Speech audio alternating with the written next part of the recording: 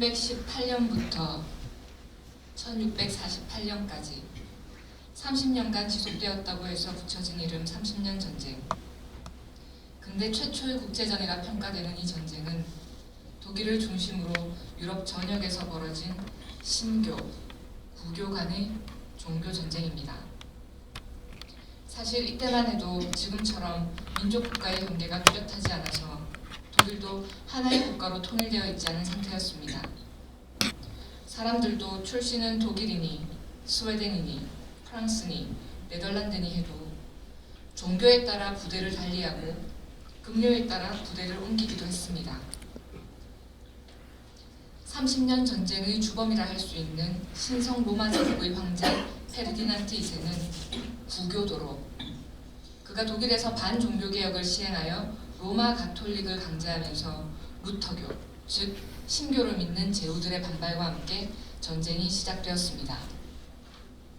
종교를 중심으로 유럽의 거의 모든 국가가 전쟁에 휩쓸려 들어가지만 나중에는 국가 간 패권을 차지하기 위해 종교와 상관없이 전쟁이 전개되고 패권을 잡은 국가를 중심으로 이루어진 국가 간 조약을 통해 전쟁이 정리되면서 국가 주권 개념에 기반을 둔 새로운 질서가 유럽에 세워졌습니다.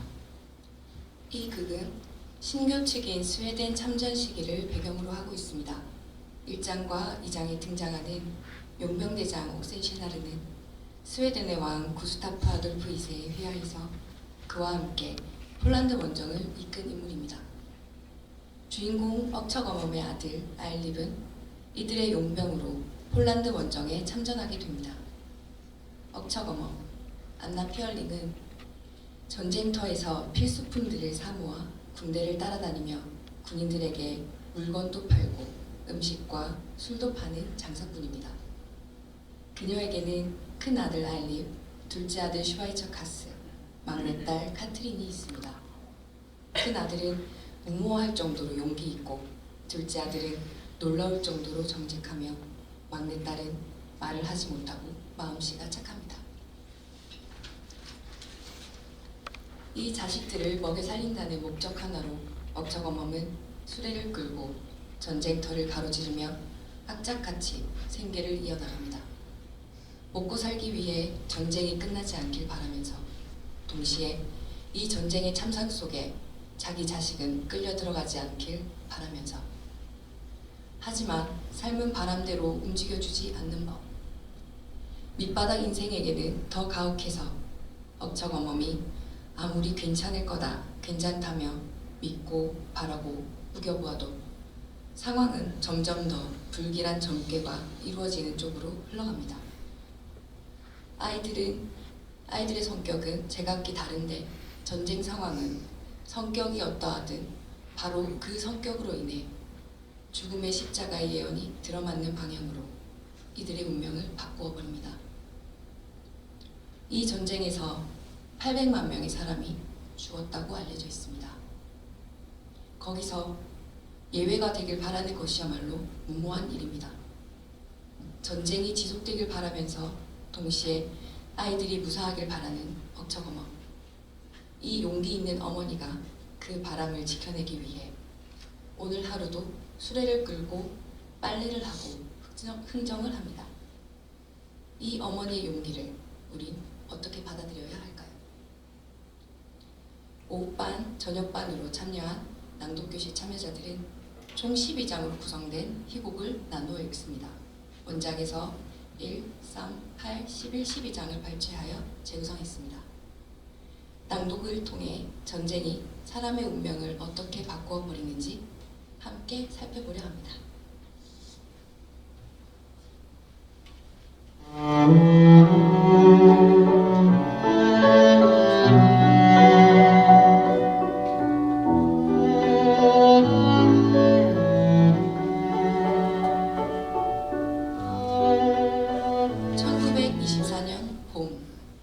용병대장 옥센시나르는 폴란드 원정을 위하여 달라르네에서 모병을 하고 있다. 억척어멈이라고 불리우는 포장마차의 주인 안나 피얼링은 아들 하나를 잃게 된다. 도시에서 멀지 않은 국도변, 상사와 모병군이 떨며 서 있다. 어이씨, 저 이런 데서 어떻게 병정을 모으라는 거야. 어쩌다 천신만고 끝에 한 놈 구해서 술까지 먹여놨더니 글쎄 주랭랑을 치지 않겠어? 이곳은 신뢰나 명예감 따위는 없다니까. 이곳엔 너무 오랫동안 전쟁이 없었기 때문에 그 꼴이지. 도덕심이 어디 있겠어. 평화란 그게 바로 타락이야. 전쟁이 일어나야 비로소 질서가 생기지. 평화 시에 인간은 그저 종자만 퍼뜨리거든. 그렇지. 글쎄 언젠가 한 70년 동안 전쟁이 없던 지방을 간 적이 있었는데 사람들이 이름도 없더라니까. 자기가 누군지도 몰라. 전쟁이 있어야 제대로 된 명단과 호적부가 생기고 인간과 가축이 똑부러지게 계산돼서 수송할 수가 있는 것이지. 질서 없이는 전쟁도 없어. 지당하신 말씀.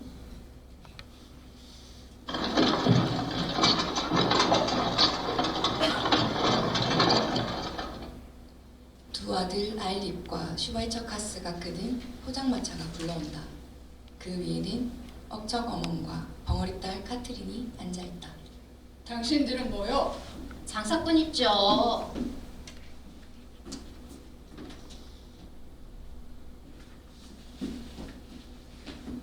발편한 구두를 가지고 억서범임이 앞서이다. 전쟁터로 행군하니 구두라도 좋은 것을 신어야지. 봄이 오네 기독교인이여 깨어나라. 눈은 녹아버리고 죽은 이들은 고이 잠들었도다. 아직 죽지 않은 것들은 이제 출발을 서두르네.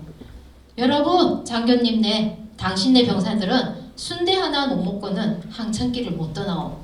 우선 이 억처범음이 포도주로 심신의 고달픔을 풀어주게 하구려. 빈속의 대포라니 장교님네들 몸에 해롭소이다. 배불리 먹이고 내 축복을 받은 다음 항천길로 이끌어서소. 봄이 오네 기독교인이여 깨어나라. 봄 눈은 녹아버리고 죽은 이들이 고이 잠들었도다. 아직 죽지 않은 것들은 이제 출발을 서두르네. 내가 필요한 것은 딴 것이야. 보아하니 저 녀석 자작나무처럼 잘 자랐구만.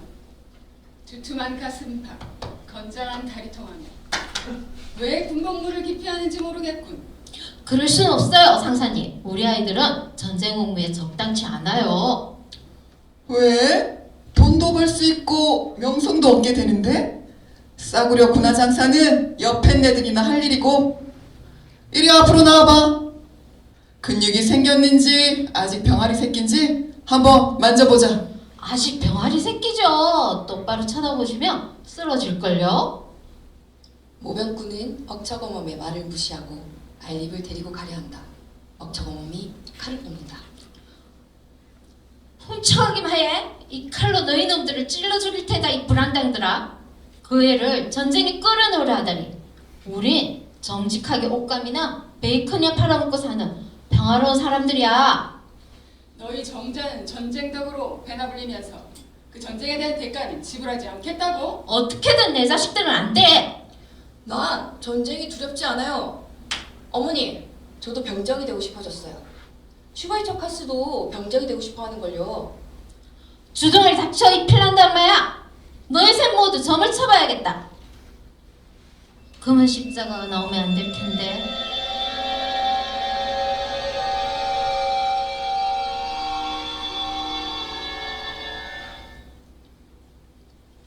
억척어멈이 점을 치고 상사와 흥정을 하는 사이 모병군이 아일립을 데리고 사라진다. 억척어멈은 남은 자식들 탓을 하며 마차를 끌게 한다.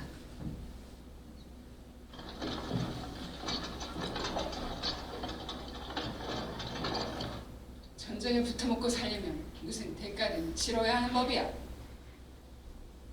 2년 후 억척어멈은 바루프 성체 앞에서 전쟁 영웅이 된 아일립과 재회한다.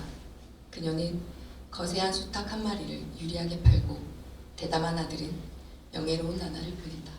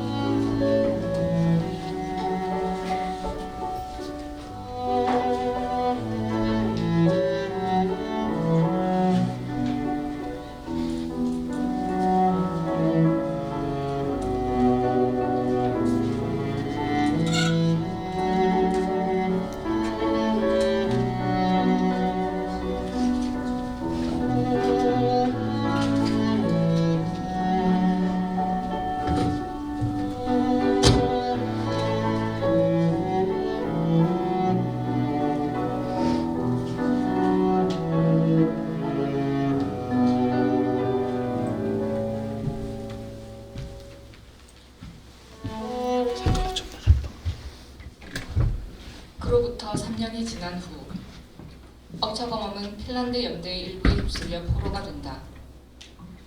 그녀의 딸과 포장마차는 구할 수 있었지만 그녀의 정직한 아들은 죽는다. 야전 진영 오후 억처검은 어느 병기계장과 총알을 놓고 흥정한다. 출납계장이 된 슈발처카스가 이를 바라보고 있다. 이베트 포티에가 브랜디 한 잔을 앞에 놓고 모자를 꿰매고 있다. 그녀는 빨간 뾰족 구두를 옆에 벗어놓고 긴 양말을 신은 발을 드러내고 있다. 이 총알을 이골대에 드리죠.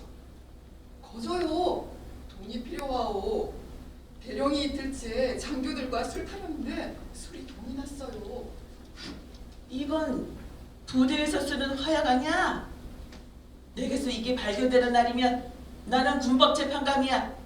썩어 빠진 놈들 같으니 총알을 다 팔아먹어? 부대가 적을 만나도 쏠 게 없겠네. 그리 모질게 굴지 마시오. 상부상조하는 것 아니겠소? 군수 물자는 취급하지 않소. 그런 값으로는 말이여. 오늘 저녁에라도 5굴대 아니 8굴대네 사연대에 병기계장에게 슬쩍 팔아넘길 수 있을 것이오. 영수증은 12굴대으로 떼어주려 화약이 다 떨어져 없을 테니까. 그럼 왜 직접 그렇게 하지 않고? 그자는 믿을 수가 없어. 우린 친구 사이거든. 이리 줘요. 가트리 뒤로 갖다 놓고 1.5불 대만 내줘라. 너무 날로 먹는 것 아니오? 1.5불 대냐?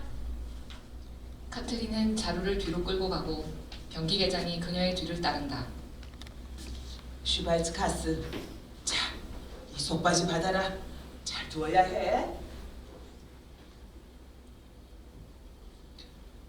네, 어머니. 네가 출납계장이 된 것은 네가 정직하기 때문이지. 내 형처럼 대담해서가 아니라는 사실을 잊지 말아야 된다. 그리고 무엇보다도 너는 금고를 들고 달아나려는 마음을 먹지 않을 거라고 생각했기 때문이야. 너만은 그러지 않을 거야. 그래, 내 마음이 놓인다. 그리고 그 속바지 잘 간직해. 알았어요, 어머니. 요 밑에다 넣어두죠. 그럼 저는 먼저 가볼게요. 같이 가 출납계장. 괜히 못된 술책이나 가르쳐주지 말아요. 병기계장은 인사도 없이 슈발처카스와 간다. 병기계장님 인사라도 하시지. 저 둘이 어울리는 게 못마땅해. 우리 아들 슈발츠카스가 저런 친구와 사귀어선 안 되지. 어쨌거나 전쟁은 그럭저럭 잘 되어가는군. 약간의 긴 안목이 있고 경솔하지만 않다면 장사의 재미를 보겠지. 아니, 너는 병 걸린 주제에 오전에 술 퍼마시면 안 된다는 걸 모르냐? 누가 나보고 병들었다고 해? 그건 중상모략이야. 모두들 그러던데. 모두 거짓말이야. 억처거머, 난 아주 절망 상태야. 이 거짓말 때문에 사람들이 나를 썩은 생선처럼 피한다니까? 이 판에 모자는 뭐하러 손질해? 그래서 오전에 술을 마셔요. 전에는 그런 적이 없었어요. 하지만 이제는 아무래도 좋아. 첫 애인이 나를 배신했을 때 그대로 집에 있을 걸 그랬어. 그 피터 녀석과의 내력을 퍼내지 마라. 우리 처녀 따님 앞에서. 바로 저 애가 들어야 돼요. 그래야 사랑에 대해 무뎌지죠. 아무도 무뎌지지 않는다. 그래야 속이 후련해지니까 이야기를 하죠. 그인 취사병이었어요. 금발이고 말랐었죠. 카테린, 마른 남자를 조심해. 하지만 나는 그때 그걸 몰랐지. 그가 그때 또 다른 여자가 있었던 것도. 사람들이 그를 곤방대 피터라고 불렀다는 것도 몰랐지. 그자는 그 짓을 할 때도 곤방대를 주둥이에서 빼놓지 않았죠. 그 정도로 그 짓을 시답지 않게 여겼어. 난 그이의 뒤를 따라 나섰지만 만나지 못했어요. 5년이 지나갔죠. 그녀는 비틀거리며 포장마차 뒤로 간다. 모자를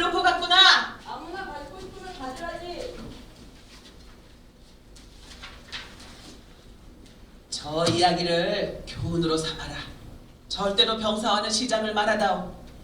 병사가 아닌 놈들도 마찬가지야. 처음에야 내 발이 밟고 지나간 땅바닥에 입을 맞추겠다고 하겠지만 사랑을 하고 나면 오히려 네가 그의 심부름꾼이 되고 만단다. 저기 용병대장의 치사병이 오는데 저자가 못하러 오는 거지? 취사병과 군목이 온다. 그저 바람이나 춤셀가에서 왔을 뿐이요. 얌전하게만 굴면 언제나 와도 괜찮소.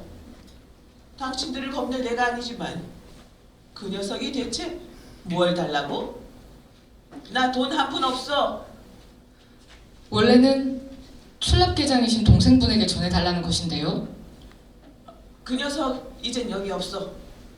그 녀석이 뭐 형의 출납계장인가? 그 애를 욕해선 안 돼. 이거나 전해줘. 천부를 받을 일이지. 모성애를 이용하자는 것인데 부끄러워할 줄 알아야지. 그 시간이 별로 없어요. 곧 연대를 따라 출발해야 되니까 알게 뭐요. 어쩌면 황천길로 갈지. 전사하는 것이야 은혜입니다. 왜냐? 이것은 신앙의 전쟁이니까요. 보통 전쟁이 아니라 특별한 전쟁입니다. 하나님의 뜻에 따르는 것입니다. 그야 옳은 말씀이죠. 이것이야말로 독특한 전쟁이죠. 물론 자른다고 이 옆에서 강탈하고 찌르고 때로는 욕보이는 것도 빼놓을 수 없겠죠. 하지만 다른 전쟁과의 차이점은 바로 그 신앙의 전쟁이란 점이죠. 분명해요. 억처검엄. 저 친구 제가 말려보았지만 억처검엄이 마음에 든답니다. 꿈까지 꾼답니다.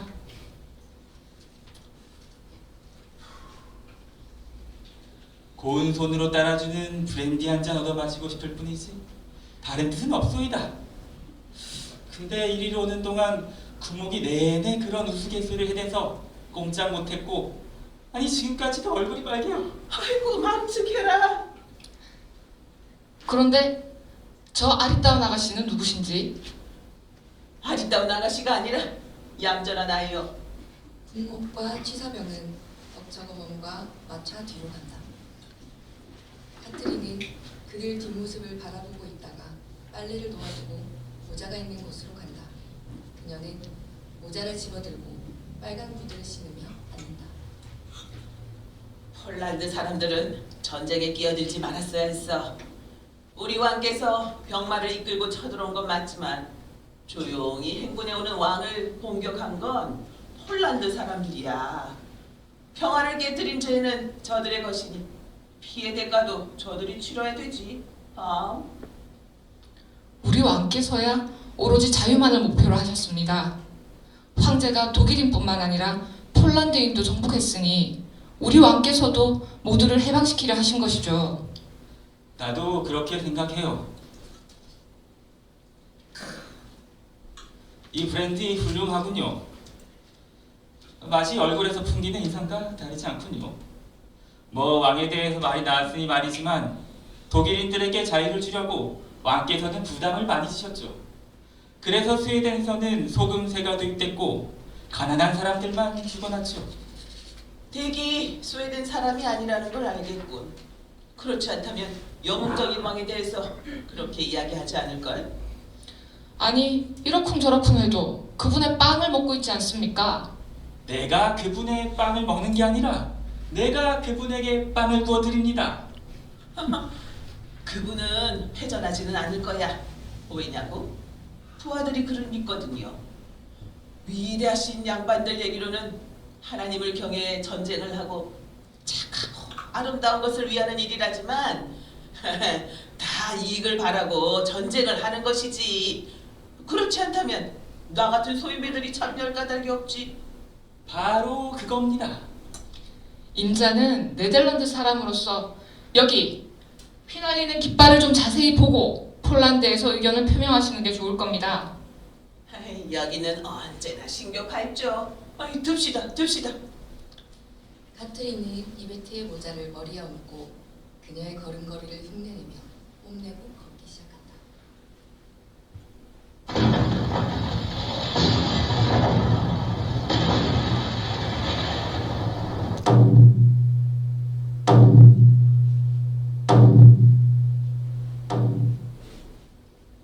억척어머, 쥐사병, 그리고 군목은 마차 뒤에서 나타나는데 뒤에 두 사람은 아직도 잔을 들고 있다.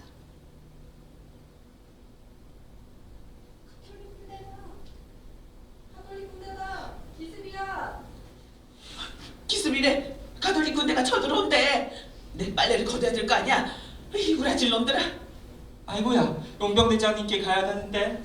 억천배기, 다음에 다시와 이야기 나눕시다. 잠깐! 담뱃대를 여기 놓고 가시네. 잘 보관해 두시고요. 없어지면 안 돼요. 필 이때 이렇게 뭐람. 이제 돈 좀 벌려니까. 그럼 저도 가야겠습니다. 전쟁 중에는 평화를 사랑하는 사람들이 복되도다. 어휴, 외투가 있어야 되는데. 목숨이 걸려 있어도 외투는 빌려주지 않기로 했어. 나도 달고 다른 사람이야. 하지만 전 신앙 때문에 더 위급한 처지가 아니오. 자, 도망가시오. 고맙습니다. 마음이 너그러우십니다.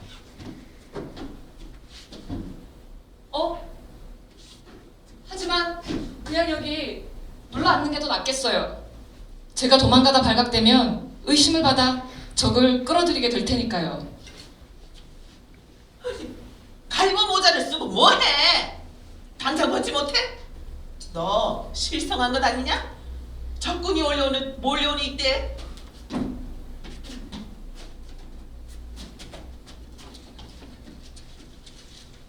저들 눈에 띄어서 갈모가 되겠다는 것이냐? 아이고, 아니 구두까지 신었네. 이 바빌론의 창녀야. 벗지 못해?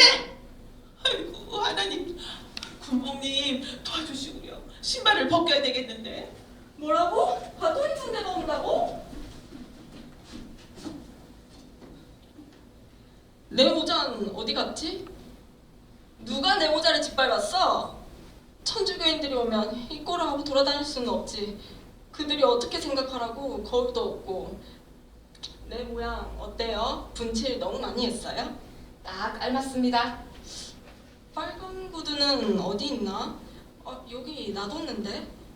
숙소로 가야 되는데 맨발로. 창피해. 슈발처카스가 조그만 금고를 들고 달려온다. 억척어머는 두 손에 재를 잔뜩 쥐고 있다. 카트린, 여기 쟤를 가져왔다. 슈발츠카스, 무엇을 들고 다니느냐? 이거요? 연대 금고예요. 싹 던져버려. 줄락 개장질도 끝장났다. 그치만 제 일인걸요. 사제복을 벗어요. 군목. 그러지 않으면 외투를 입었어도 달아봐. 억척어머니 카트린의 얼굴에 재를 바른다. 가만히 좀 있어. 자, 좀 더럽게 해놓으면 안전하다. 가톨릭 군대는 깔끔한 얼굴만 보면 금방 갈보로 만들어 놓는단다. 자, 좀 보자. 아이고, 됐다. 슈발츠카스야, 금고는 어쨌니? 마차에 넣어두려고 하는데요. 뭐라고? 내 마차에다? 천벌을 받을 어리석은 소리. 우리 세 식구 모두 목을 매달아 죽일 거다. 그럼 다른 데 맡기거나 들고 도망칠게요. 여기 있어. 너무 늦었어. 저런 깃발이. 제이를.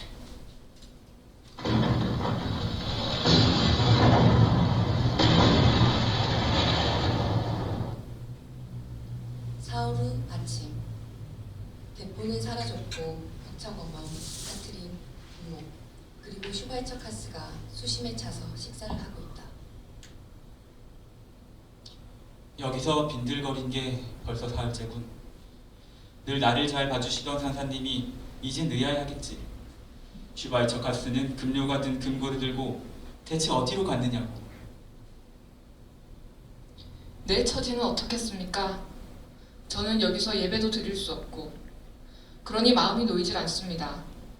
성경 말씀엔 마음에 가득한 것이 주둥이로 나오는 법이라고 했지만 제발 내 입에서 흘러나와서는 안 될 텐데.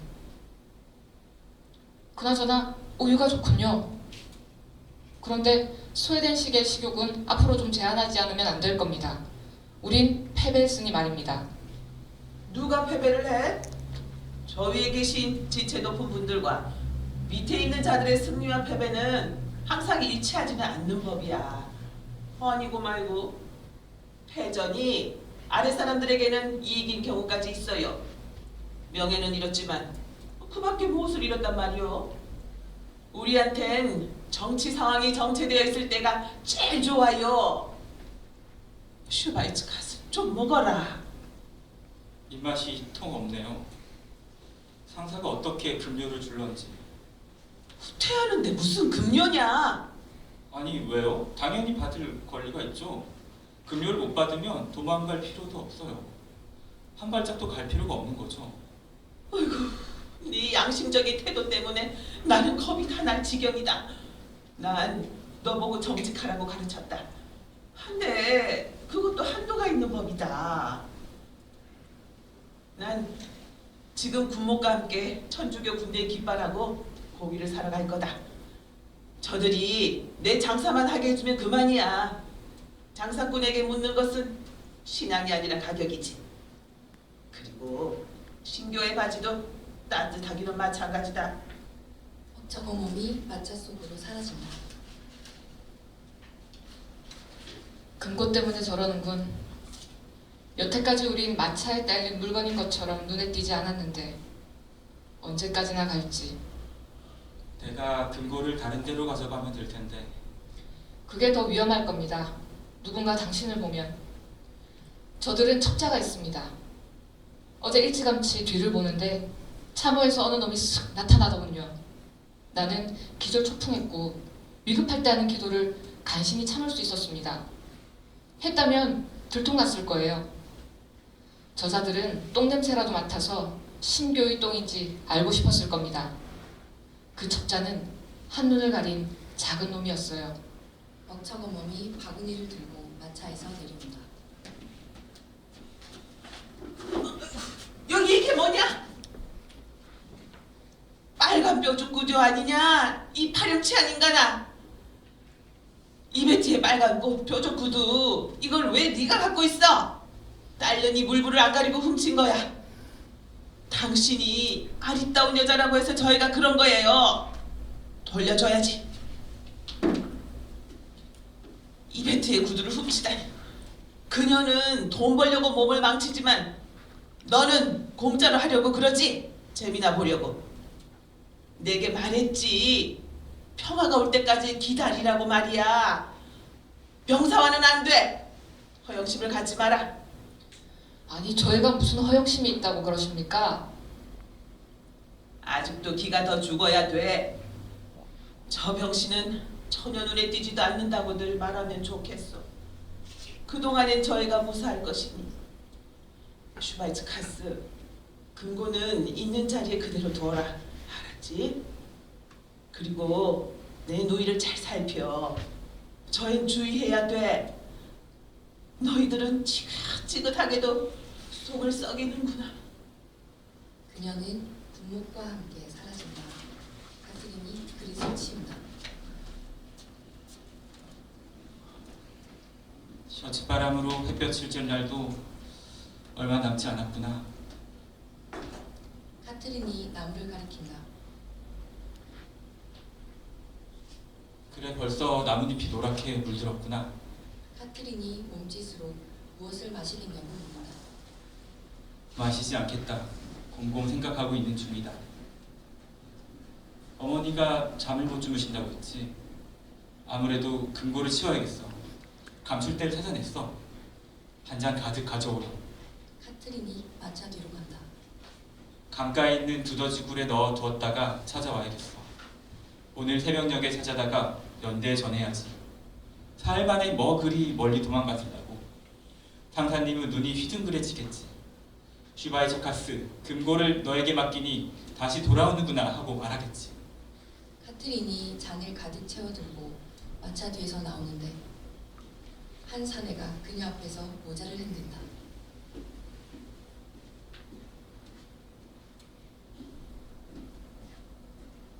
비온 아가씨? 하느님 이름으로 안녕. 여기 혹시 핀란드 이은지에서 온 사람 보았니? 카트린은 몹시 놀라서 브랜디를 엎지르며 앞으로 달려간다. 안대를 한 사나이는 슈바이처 카스가 앉아있는 것을 확인한 다음 뒤로 물러간다. 반은 엎질렀구나. 이런 바보짓이 어딨니? 눈을 부딪혔니? 이해할 수가 없구나. 나도 가야겠다 결심했어. 그게 제일 낫겠어. 슈바이처 카스는 일어선다. 카트린은 그에게 위험하다는 것을 알려주려고 온갖 노력을 다한다. 그는 뿌리친다.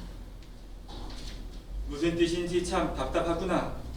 넌 틀림없이 날 위해 그런 거겠지. 가여운 것, 말은 못하고 브랜디쯤 엎질렀던 길 어떻겠느냐.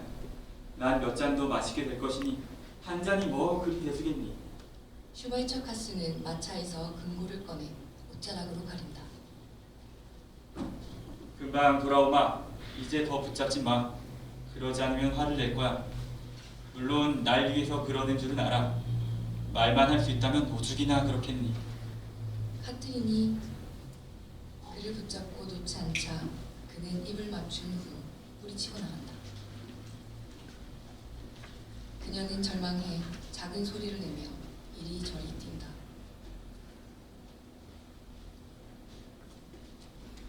분목과 벅차거멈이 돌아온다. 카트린은 어머니에게 달려든다. 왜 그러니? 왜 그래? 어디 빠졌구나. 누가 무슨 짓을 했니? 오빠는 어디 갔어? 칼진이 차근차근 말해봐. 이 어미가 내 말을 알아들어. 뭐? 그 세상에 자식이 키웠고 금고를 가지고 갔어? 서두르지 말고 횡설수설하지 마라. 뭐? 애꾸눈이 왔다고? 에쿠는 그놈이 첩자입니다. 카트린, 그들이 슈바이처 카스를 잡아갔니? 카트린은 머리를 가로저으며 어깨를 으쓱한다. 우린 끝장입니다. 벅차거멈이 바구니에서 가톨릭 군대의 길을 꺼낸다. 세기를 달아요. 분목이 그것을 받아 기대에 맨다. 아휴, 여긴 온통 가톨릭이군요. 상사가 슈바이처 카스를 데리고 온다. 이거 놔요.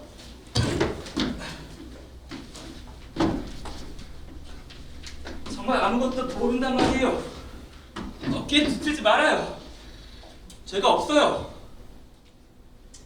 이놈, 너희 편이지. 서로 잘 알지? 우리가?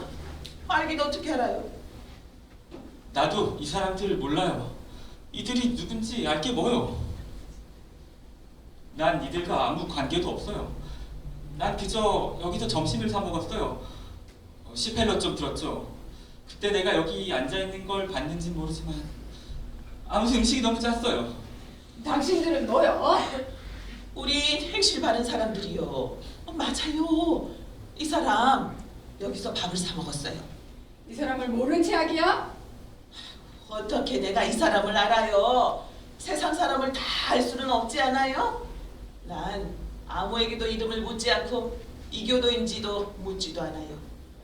돈만 내면 이교도가 아니니까. 당신 이교도야? 그럴 리가 있겠어요? 저 사람 참 단정하게 밥을 먹었습니다. 그리고 먹을 때 외에는 아가리를 벌리지 않았습니다. 밥 먹을 땐 입을 벌려야지요. 그럼 넌 누구야? 내게서 술심부를 하는 머슴이요. 당신들도 목이 컬컬할 테니 브랜디나 한 잔 가져다 드리지. 달려오느라고 열이 날 테니. 근무 중엔 술 안 마셔. 뭔가 들고 갔지. 강가에 숨김에 틀림없어. 여기서 떠날 때 옷자락이 불룩했거든. 틀림없이 이 사람이었어? 아마 딴 사람을 보고 그러는 것 같아요. 어떤 사나이가 뛰는 것을 봤는데 옷자락이 불룩 튀어나왔더군요. 아무튼 난 아니요. 나도 그렇게 생각해요. 오해였어요. 그럴 수도 있는 일이지요. 난 사람을 볼 줄 알아. 난 억척어멈이요. 들어본 적이 있겠지만 모두 나를 알아요. 그런데 정말이지 이 사람은 정직해 보여요. 우린 핀란드 제2연대 금고를 추적 중이야. 그리고 그 금고를 보관 중인 자가 어떻게 생겼는지 알고 있어. 이틀 동안 찾아 헤맸는데 내가 그놈이야. 난 정말 아니라니까요. 그걸 내놓지 않으면 넌 죽는다. 그건 알고 있지? 어디 있어? 안 내놓으면 죽인다면 내줄 거요. 즉시 내가 가졌어. 얘 있어 할 거요. 그에게 그렇게 미련하진 않아요. 말을 해. 이 미련한 개 같은 놈아. 상사님께서 기회를 주신다. 내가 안 가지고 있다며. 그렇다면 같이 가자. 자백을 받을 테니까. 말할 것이요. 그렇게 미련하진 않으니까 어깨를 뒤틀지 마시오. 억척어멈이 그들을 쫓아간다. 그날 저녁 돈목과 벙어리 카트리는 잔을 씻고 칼을 닦고 있다. 죽느냐 사느냐다. 상사와는 이야기가 통할 것이라는데 아이고, 다만 그 녀석이 우리 슈바이츠 카스라에게 알려지도록 해서는 안 돼요. 만약 그렇게 되면 우리가 그 애를 숨겨주게 된다고. 돈으로만 해결할 수 있는 일이야. 안돼. 돈이 어디 있다? 이베트가 여기 왔다 가지 않았어? 길에서 만났었는데 벌써 대령 하나를 낚아챘더군. 혹시 그 사람이 이베트에게 마차를 사주지 않을까? 정말 팔려고 그러십니까? 그러지 않으면 상사에게 줄 돈을 어디서 구해요? 그러면 뭘 먹고 살려고요? 그게 문제요. 이베트 포티에가 아주 늙은 대령과 함께 온다.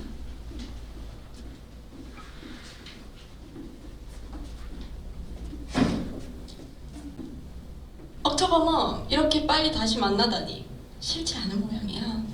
내 좋은 친구요. 사업 문제에서 내 자문역을 하시는 양반이요. 다름이 아니라 우연히 들으니 사정이 있어서 마차를 파시려고 한다고. 파는 게 아니라 저당 잡히려는 거야. 이렇게 서둘러 대지 마라. 이런 마차를 전시에 그리 쉽게 다시 구할 수 있나? 아, 저당만 잡힌다? 난 파는 줄 알았지. 그래도 관심이 있을지 모르겠어. 당신 어떻게 생각해요? 당신 생각과 똑같아 여보사. 다만 저당을 잘 필 것이요. 돈이 필요하실 거라고 생각했는데. 돈이 필요한 건 사실이지. 하지만 무턱대고 팔 게 아니라 발이 달아 빠지더라도 저당 잡을 사람을 찾아보는다. 왜냐고? 우리야 마차를 뜯어먹고 사는 처지니까. 이베트, 이게 좋은 기회야. 그렇지 않아? 모르겠어요. 저당만 잡힌다면요. 당신도 애초에 사는 게 좋다는 거죠? 나도 그렇게 생각해. 그럼 팔려는 것을 찾아보시지. 어쩌면 뭐가 있을지도 모르지. 시간 여유를 가지고 친구분과 같이 돌아다니면 어림잡아 한 두 주면 무언가 마땅한 것을 찾을 수 있을 거야. 그렇다면 찾으러 갈 수 있죠. 당신과 함께 이리저리 돌아다니며 찾아보면 재밌을 거야, 볼디. 그렇지? 2주일이 걸리더라도 말이야. 잠깐만. 돈을 받으면 언제 돌려주시겠어요? 보름이면 갚을 수 있을 거야. 아마 한 주일 후가 될지도 모르지만. 난 결정을 못하겠어요. 폴디, 나의 사랑. 어떻게 하면 좋겠어요? 그녀는 대령을 옆으로 데리고 간다. 저 여자가 팔 수밖에 없다는 것을 내 알아요. 염려할 것 없어요. 그리고 그 기수 있죠? 금발의 남자요. 당신도 알죠? 그이가 내게 돈을 꺼주겠대요. 그자는 내게 홀딱 반했어요. 내가 누구를 생각나게 한다는군요. 어떻게 할까요? 그자 조심해. 좋은 사람이 못돼. 이용이나 해먹고. 내가 사주겠다고 말했잖아. 귀여운 토끼야. 당신 것을 어떻게 받아요? 하지만 당신 말대로 기수가 그것을 이용해 먹을 수 있겠군요. 폴디, 그러면 당신 것을 받아야겠군요. 나도 그렇게 생각해. 그렇게 할까요? 그렇게 해요. 억차범아, 대령이 포차를 사겠대요. 영수증을 하나 써주시되 보름이 지나면 마차가 모든 부속품과 함께 내 것이 된다는 것을 명기해 주세요.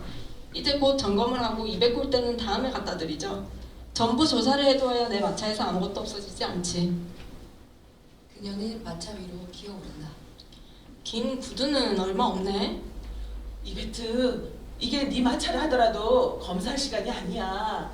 내 아들 슈바이츠 카스 일로 상사와 이야기해 보겠다고 약속하지 않았어? 일꾼이 새롭다. 듣기로는 1시간 후면 군법 재판을 받게 된다는데. 아마제품 셔츠만 더 세워볼게요. 이 하이에나 같은 년아, 슈바이츠 카스가 문제야. 그 애꾸눈을 덤불 속으로 오라고 했어요. 틀림없이 벌써 와 있을걸요? 처음부터 200불된 전부를 제한할 필요는 없어요. 150까지 가라고. 그것도 충분합니다. 아니 이게 당신 돈이요? 참견 좀 말아주길 바래요. 이베트, 어서 서둘러. 목숨이 걸려있다. 말 참견하려고 그러는 게 아닙니다. 하지만 우린 어떻게 살려고 그래요? 돈벌이도 못하는 딸이 딸려있는데요. 우리에겐 연대 근거가 있잖아. 이 야가 빠진 양반아. 그런데 제대로 일을 처리할까요? 이베트도 내가 200굴대를 받아서 지불해야 마차를 차지하지 않겠어요? 눈독을 들이고 있는 판인데 대령이 언제까지 호의를 가지고 있을지도 모르는 일이고, 내 생각엔 저들이 그 애를 풀어줄 것이요. 다행히도 저들은 매수할 수가 있어. 그들도 일인 때는 아니고 인간이라서 돈이면 환장하지. 뇌물을 받는 게 우리의 유일한 희망이야. 200을 꼭 내라는데요. 서둘러야 돼요. 그들이 결정할 수 있는 시간도 얼마 없대요. 내가 바로 애꾸눈과 함께 대령에게 가는 게 좋겠어요. 금고를 가졌었다고 그 애가 자백을 했대요. 엄지손가락을 으스러뜨리는 고문을 했어요. 하지만 자기가 추적받는 걸 알고는 강물에 던졌대요. 금고는 잃어버렸대요. 가서 대령에게 돈을 받아올까요? 금고를 잃어버렸다고? 그러면 200을 어디서 받는다? 아니, 금고에서 그 돈을 받을 수 있다고 생각했어요? 난 그대로 속을 뻔했네. 그런 희망은 갖지도 말아요. 슈바이처 카스를 되찾고 싶으면 돈을 내야 돼요. 아니, 마차를 보존할 수 있도록 그대로 내버려 둘까요? 그럴 줄은 몰랐지. 그리 다그치지 않아도 마차는 갖게 된다. 벌써 네 것이 아니냐. 내가 17년이나 끌고 다닌 건데 잠시 생각 좀 해봐야 되겠다는 것뿐이야. 좀 다급하게 돌아가는구나. 어쩌면 좋지? 200원 줄 수 없는데 좀 깎아보지 그랬어. 나도 손에 쥐게 좀 있어야지. 가서 120굴대는 준다고 해. 그게 안 되면 그만이야. 그렇게는 하지 않을 거예요. 애꾸눈은 그렇지 않아도 서두는 판이고 뒤만 잡고 돌아다봐요. 차라리 200을 다 주는 게 좋지 않을까요? 난 줄 수 없다. 30년이나 이 일로 먹고 살았단 말이야.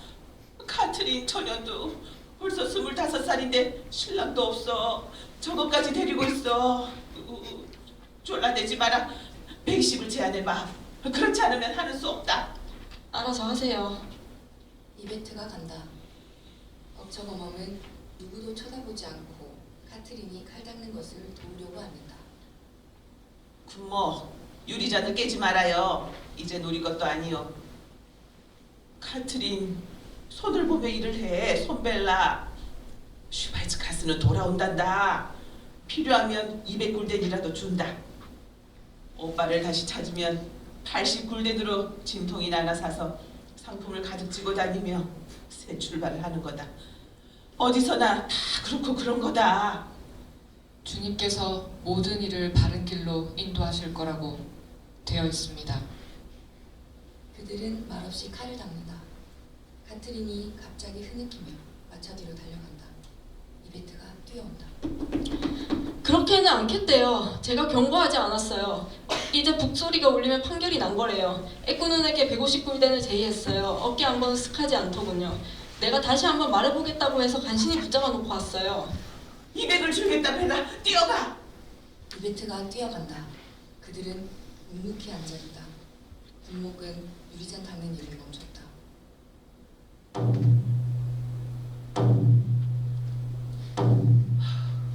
너무 오래 흥정을 한 것 같구나. 군목이 일어서서 뒤로 간다. 억척어멈은 앉아있다.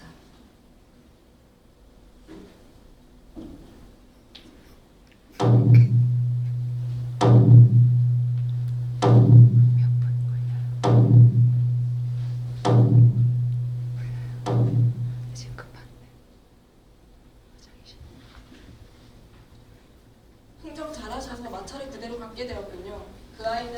활 11발을 맞았어요. 그것뿐이죠. 아직도 내가 억터거멈을 돌봐주다니. 그런 대접을 받을 자격이 없는데.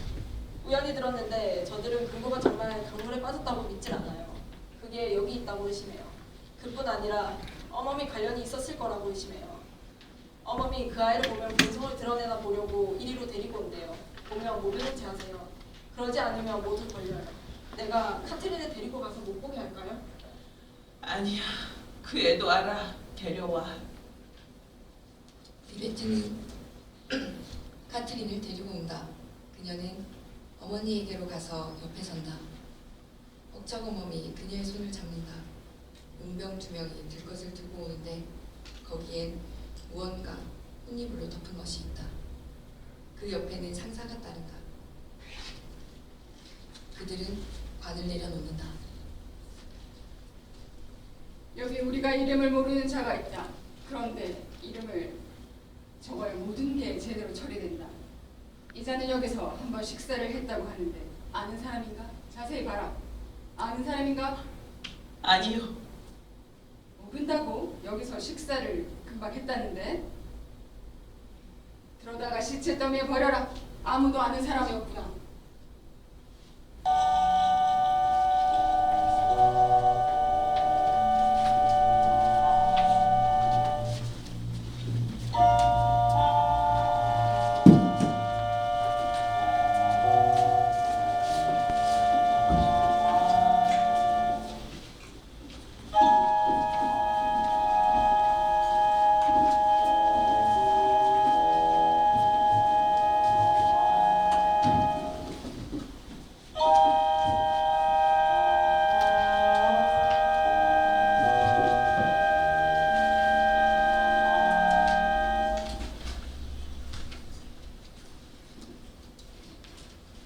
억척어멈은 벌금에 대해 항의하러 가지만 기병대장 앞에서 아무 말 하지 못하고 돌아온다.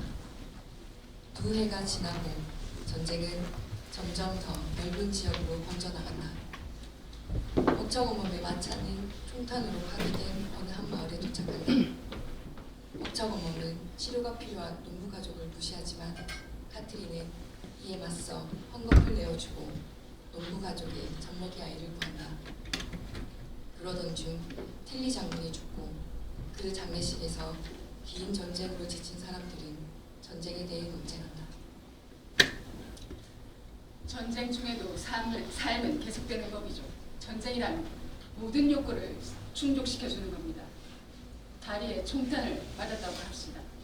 처음에는 무슨 변이 난 듯이 펄쩍 뛰며 소리소리 지르겠지만 결국 시간이 지나고 나면 아무 일 없었다는 듯이 쩔룩거리며 여기저기 쏘다닐 겁니다.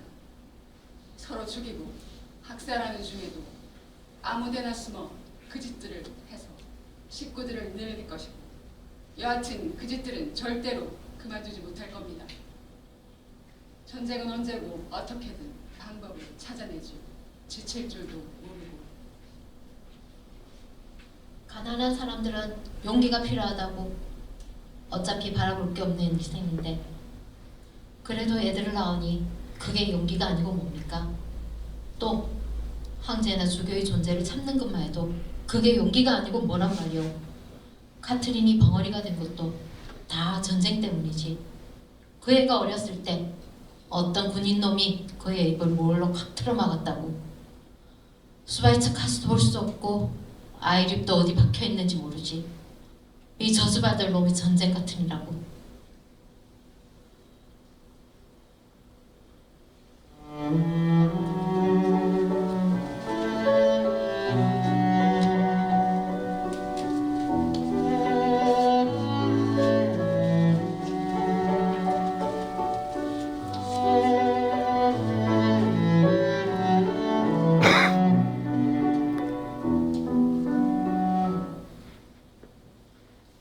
사업상의 황금기를 맞이한 억척어멈. 국도에서 군목, 억척어멈 그리고 그의 딸 카트린이 새로운 상품들이 걸린 포장마차를 끌고 간다. 억척어멈은 운동전으로 만든 목걸이를 목에 걸치고 있다. 같은 해에 스웨덴의 왕 구스타프 아돌프가 일제 전투에서 전사한다. 평화가 억척어멈의 장사를 망칠 것 같은 위기감을 가져온다. 억척어멈의 용감한 아들 아엘립은 너무나 지나친 영웅적인 행위를 하였기 때문에 결국 치욕스러운 종말을 맞게 된다. 아일립이야. 대체 무슨 일이냐? 어머니는 어딨죠? 시내로 가셨어. 여기 계시다는 소리를 들었는데 내가 어머니를 방문하도록 허가를 받았어요. 당신 이 자를 어디로 끌고 가는 거야? 좋은데요, 안주. 무슨 일을 저질렀습니까? 농가를 다쳤다고요. 농부의 아내가 죽었어요. 어쩌다가 그런 짓을 했지? 그전과 같은 짓을 했는데 뭘 그래요? 하지만 지금은 평시라고. 입 닥쳐요. 어머니가 올 때까지 앉아도 돼요? 시간이 없어. 전시에는 그런 행위가 용납됐을지 모르지. 그 덕에 너도 용병대장의 오른팔이 됐겠지. 그때는 그게 용감한 행위였겠지만 지금은 아니야. 내가 연대 헌병과 얘기할 수 없을까? 소용없을 거예요. 농부네 집에서 가축을 훔쳤는데 그게 용감한 행위가 돼요? 그건 멍청이 같은 짓이었다고. 내가 멍청이였더라면 굶어 죽은 지 오래라고요. 이 똑똑한 척하는 악당씨. 아이고, 그래 네가 똑똑했기 때문에 네 목이 떨어져 나가게 되었구나. 카트린이라도 내려오게 합시다. 아, 그 애는 내버려 둬요. 대신 소주나 한잔 주세요. 그럴 시간 없어. 가자. 어머니에게 뭐라고 전해야 하지? 어머니께 말하세요. 그건 같은 짓이었다고요. 그건 전과 다를 게 없는 짓이었다고 어머니에게 전하세요. 아니면 어머니께 아예 아무 말씀 말던가요. 네 어려운 길을 같이 가주마. 됐어요. 내 목사 같은 건 필요 없어요. 그건 아직 모르는 일이라고. 내가 어멈에게 전해주어야겠어. 그녀는 아들을 꼭 보려고 할 거야. 그녀에게는 차라리 아무 말씀 마시오. 아들이 왔다가 다시 갔다고나 하시오. 어쩌면 내일이라도 다시 올 거라고. 취사병은 머리를 절레절레 흔들며 그들 뒤를 바라본다. 안 보일 때쯤에서 그는 마차 가까이 간다. 이봐요, 카트린 안 나올 거요? 왜 평화를 싫다하고 기어 들어가 앉아 있는지 나 이해할 만하다고요. 나도 그랬으면 다 좋을 심정이라고. 나는 용병 대장의 치사병이요. 나를 기억할 수 있어? 어머니가 돌아오기 전에 뭐 좀 먹을 것 좀 줄 수 있겠어? 베이컨이나 아니면 마른 빵이라도 씹었으면 좋겠어. 다만 심심풀이라도 하게 말이오. 이불을 머리 끝까지 뒤집어 쓰고 누워있고.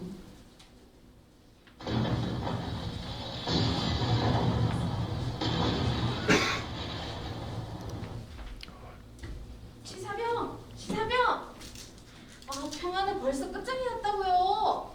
벌써 사흘째 다시 전투가 벌어졌대요. 내가 그 소리를 들었을 때는 아직 물건을 안 팔았을 때거든. 참 천만다행이지. 시내에서는 루트 교인들과 접전을 벌이고 있어요. 우리는 마차를 가지고 이곳을 당장 떠나야 한다고요. 전쟁은 병사를 필요로 합니다. 어서들 몰려가 연대에 집합하시오. 아니면 전쟁은 볼장을 못 본다고. 오늘 안으로 어서들 모여오시오. 빨리 오시오. 빨리 오세요. 오늘 안으로 어서들 모여오세요.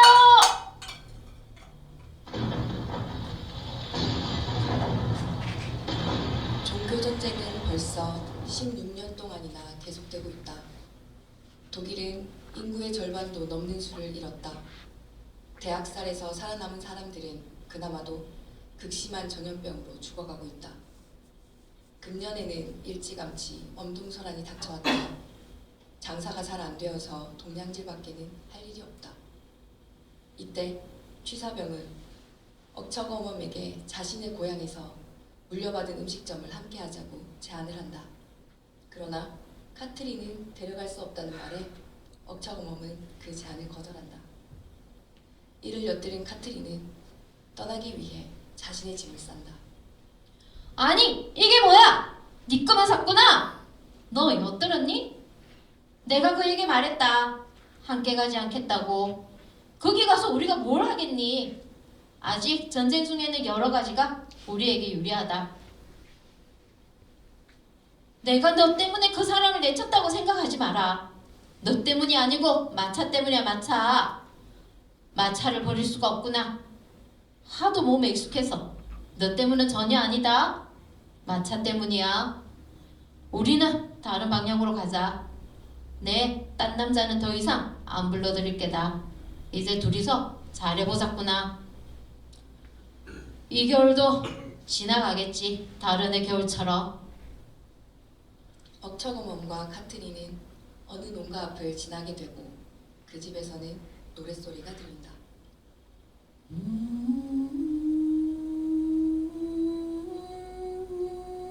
마당 한가운데서 장미 한 송이 우리 마음을 흐뭇하게 하여줬네. 한참 탐스럽게 피었었네.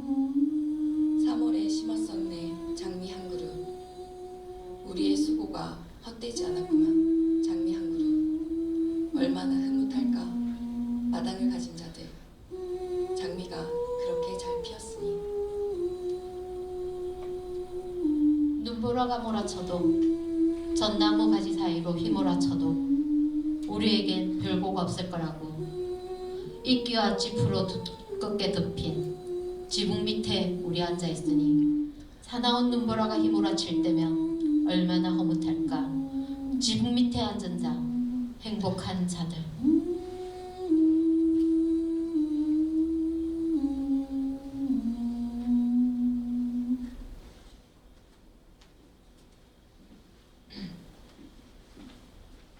(1636년) 황제편 군대가 신교도 도시 할레를 위협해 온다. 젊은 농부가 그들의 협박에 길을 안내한다. 아무것도 모르고 도시는 잠들어 있다. 언덕에 온통 그놈들로 뒤덮였어. 신호를 보내야 하는데 어쩌지? 윗동네에 있는 우리도 죽일까요? 기도나 할 수밖에. 하늘에 계신 하느님 아버지시여, 저희들의 기도를 들으소서. 도시를 망하게 하지 마옵시고 아무것도 모르고 잠든 사람들을 구원하소서. 그들을 잠자리에서 깨워주소서. 우리 어머니를 살펴주시고 보초병이 잠들지 않고 깨어있도록 도와주소서. 우리 시동생도 살펴주소서. 그는 저 안에 자고 있는 내 아이 아비인데 천진하여 아무것도 모르는 그 애들을 죽지 않게 하여 주소서. 이때 카트린 정신없이 일어선다. 하늘집 아버지시여, 우리의 기도를 들어주시옵소서. 오직 당신만이 우리를 도우실 수 있습니다. 우리는 약한 자입니다. 잠도 없고 가진 것이라고는 아무것도 없습니다. 또한 믿을 것도 없습니다. 그러니까 모든 가축과 집이 당신 손에 달려 있습니다. 그런데 적은 무장을 하고 성 앞에 몰려 있습니다. 카트린이 눈치채지 못하게 마차로 살금살금 가서 무엇인가 들고 나온다. 지붕 위에 앉은 카트린, 도시를 바라보며 북을 치기 시작한다. 협박에도 멈추지 않고 계속해서 북을 친다.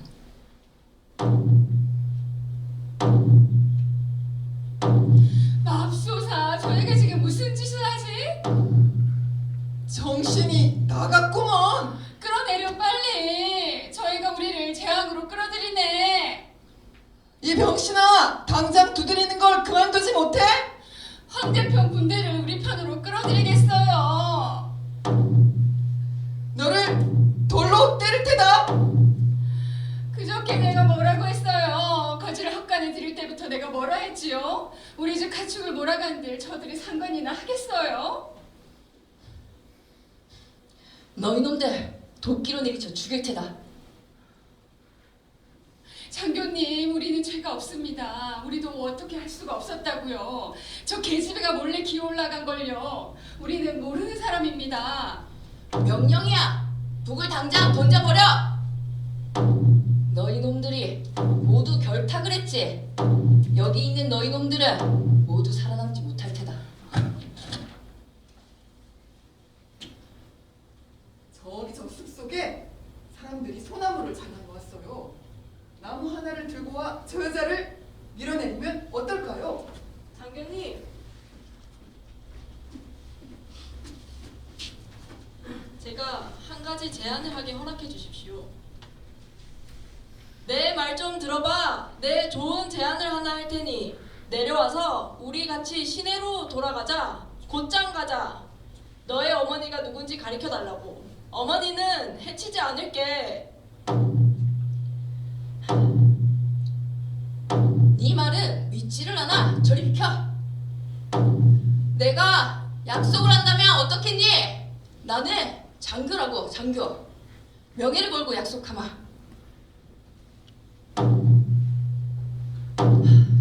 아무것도 배는 게 없군. 장교님, 어머니 때문은 아닙니다. 저렇게 오래 내버려 둘 수는 없습니다. 성한 사람들이 들을 거라고요. 무슨 소리를 내서든지 저 북소리보다 더 요란스런 소리를 내야겠어. 우리가 소리를 내서는 안 되지 않습니까? 해가 되지 않을 소리를 내라는 거지. 누가 전투장에 소리를 내지? 이 병신아? 제가 도끼로 나무를 패면 어떨까요? 그래. 그럼 해보시오.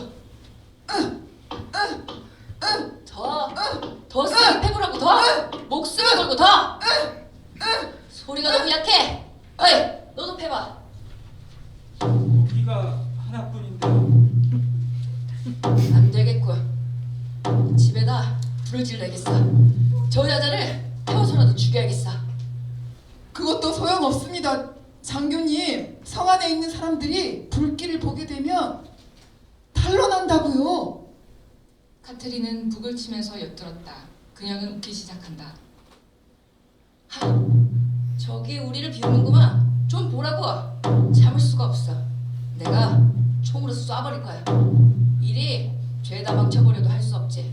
총알 상자를 가져와. 아유, 좋은 생각이 났어요, 장교님. 저기 저쪽에 그들의 마차가 서 있어요. 저걸 부숴버리면 그만둘 거예요. 저들이 가진 것이라곤 그것밖에 없다고요. 젊은 농부가 포장마차를 어설프게 몇 번 때린다. 고만 좀 해, 이 짐승 같은 거사. 저들은 네 북소리를 못 듣는다고. 우리는 너를 총으로 쏠 테다. 마지막으로 경고한다. 그만둬. 젊은 농부가 갑자기 마차를 부수던 판자를 던진다. 계속 두드려! 아님 저들이 모두 죽게 돼! 계속 두드려! 계속 두드려! 군인이 젊은 농부를 넘어뜨리고는 창으로 마구 때린다. 카트린은 울기 시작한다. 하지만 계속 북을 두드린다. 총탄을 재. 총탄을 재 어서. 최후의 통첩이다. 그만 두드려.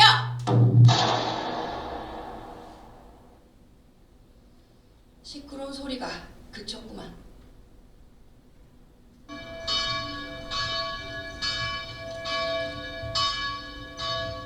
그녀가 성공을 했군.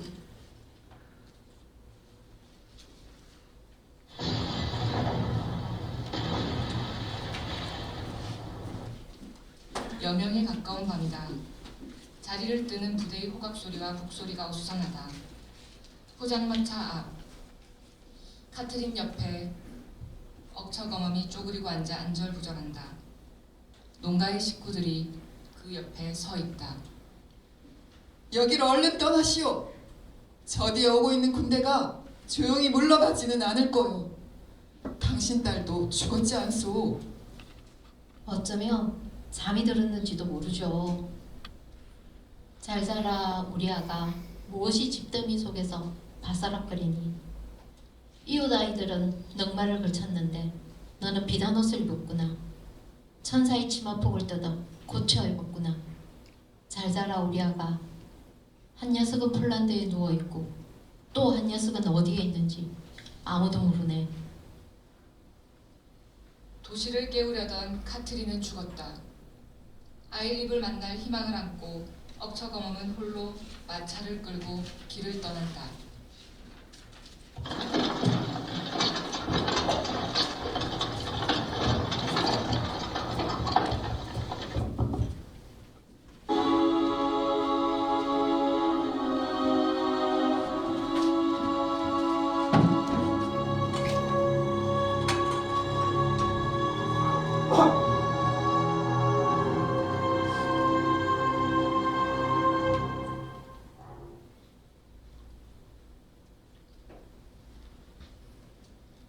행운과 위험을 거듭하면서 전쟁, 그놈은 오래도 가지. 전쟁. 그놈은 100년도 더 갈 거요. 불쌍한 천민은 생기는 게 없다고. 얻어먹을 거라곤 돼지죽 같은 것, 넌마 같은 것. 쥐꼬리만한 봉급은 연대가 삼키고 하지만 누가 아나 기적이 생길지. 행군이 있고 나려면 아직 멀었다오. 봄이 다가왔어요. 일어나세요. 그대 예수님이여. 눈은 녹아 없어지고 죽은 자는 곱게 잠들었다. 아직도 죽지 않고 남은 자들은 이제 황급히 길을 떠나오고.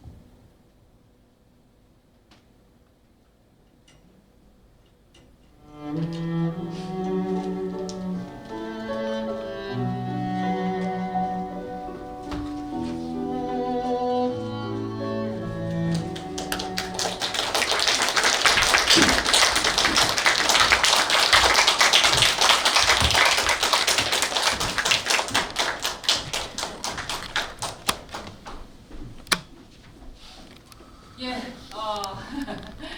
한 번 더 박수 부탁드리겠습니다.